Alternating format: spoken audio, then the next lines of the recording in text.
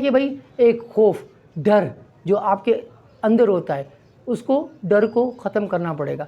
There is nothing in fear. कहते हैं भाई डर में कुछ नहीं रखा है। तो आप अस्सलाम वालेकुम एंड गुड इवनिंग अगेन। आज भाई हमारा टॉपिक क्या है, आप थंबनेल को देखकर तो समझ गए होंगे। You already understood having scene thumbnails कि भाई आप इंग्लिश क्यों नहीं बोल सकते। भाई उनकी बहुत सारी वजह थी। सबसे पहली वजह क्या है कि भाई एक खौफ, डर जो आपके अंदर होता है, उसको डर को ख़त्म करना पड़ेगा। There is nothing in fear. कहते हैं भाई डर में कुछ नहीं रखा है, तो आप डरे मत। और डर किस तरह ख़त्म होता है? The question jump in your mind, how I will get rid of fear. तो किस तरह आप फियर ख़त्म कर सकते हो?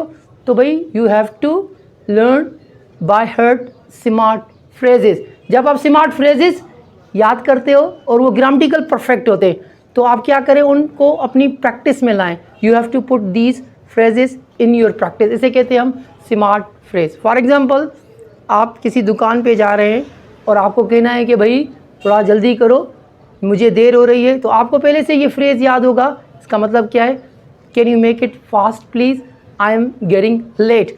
तो आप उसे अच्छी तरीके से बोल सकते हो और वो उसमें ग्रामेटिकल्स प्रॉब्लम भी नहीं होगा।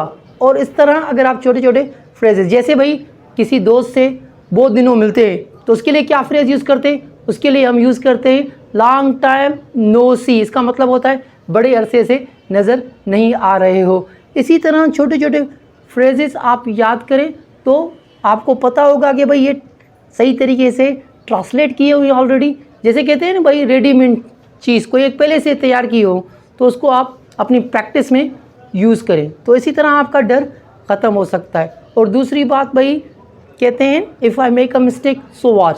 अगर मैं गलती करता हूँ तो भाई उससे क्या फ़ायदा होता है? उससे क्या क्या होता है? क्या है भाई, हर आदमी गलती करता है पहले। When you are going to start learn any language, definitely you are making a millions mistake. And already when I started to learn this language, it's also my second language, I made a millions mistakes, but I am in front of you.